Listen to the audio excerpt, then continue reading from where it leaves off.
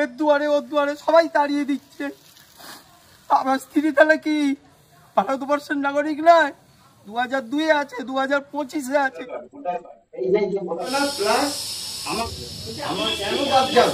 মতো চুরি করে নিয়ে বসে থাকবে? আমার স্ত্রী কি ভারতবর্ষের লোক নয়, পাকিস্তানের লোক নাকি? এর আগে বিএলও কেটেছেন এনুমারেশন ফর্ম না পেয়ে এবার ভোটার কাটলেন হাপুস নয়নে।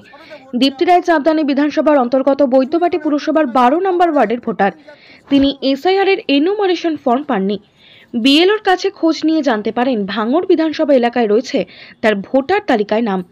সেখানেই তার এপিক নাম্বার দিয়ে এনুমারেশন ফর্ম তুলে কেউ জমা করে দিয়েছে। তাহলে কি এসআইআর এ তার নাম বাদ যাবে? তিনি কি ভোট দিতে পারবেন? কতদিন ধরে দৌড়ঝাঁপ করতে হবে? এই চিন্তায় আপোষ নয়নে কাঁদলেন প্রৌঢ়ার স্বামী প্রশান্ত রায়। জানা গেছে বৈদ্যবাটি পুরসভার 6 নম্বর ওয়ার্ডে দীর্ঘদিন ধরে ভাড়া থাকতেন রায় দম্পতি। বর্তমানে তারা 12 নম্বর ওয়ার্ডের বাসিন্দা। এসআইআর এর কাজ শুরু হবার পর স্থানীয় বিএলও প্রশান্ত বাবুর বাড়িতে গিয়ে তার ছেলে প্রশান্ত রায়ের ফর্ম দিয়ে আসেন। দীপ্তি রায়ের ফর্ম দিতে পারেননি, বিএলওর কাছে সেই ফর্ম ছিল না। এরপর সুপারভাইজার ইয়ারোর সঙ্গে কথা বলে বিএলও তাদের জানিয়ে দেন দীপ্তি রায়ের ফর্ম অন্য ঠিকানায় রয়েছে। এরপরই প্রশান্ত রায় শাসকের দপ্তর থেকে নির্বাচন কমিশনের বিভিন্ন দপ্তরের খোঁজ নেন। জানতে পারেন ভাঙড়ে দীপ্তি রায়ের নামে ফর্ম আপলোড করা হয়েছে। রায় দম্পতির প্রশ্ন, তারা 2002 সালের আগে থেকে বৈদ্যবাটি পুরসভার শেওড়াফুলি অঞ্চলে বসবাস করছেন।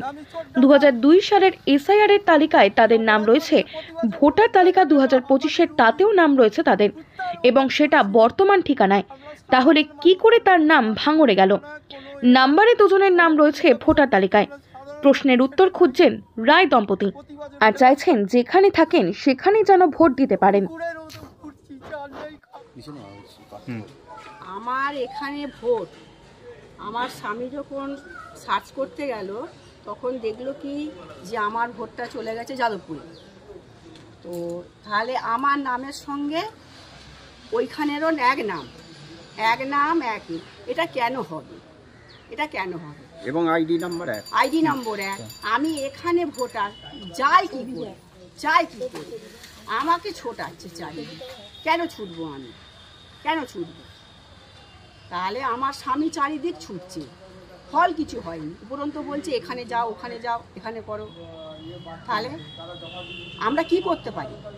আমি, আমার ছেলে, আমার স্ত্রী বৈদ্যবাটিতে থাকি। আমরা দীর্ঘদিনের ভোটার। এখানে 2002-এ আমাদের নাম আছে, 2025-এ নাম আছে, আমার স্ত্রীর আমার নাম আছে, আমার ছেলের নামে এই উঠেছে। তখন তো 2002 আমার ছেলের থাকে না।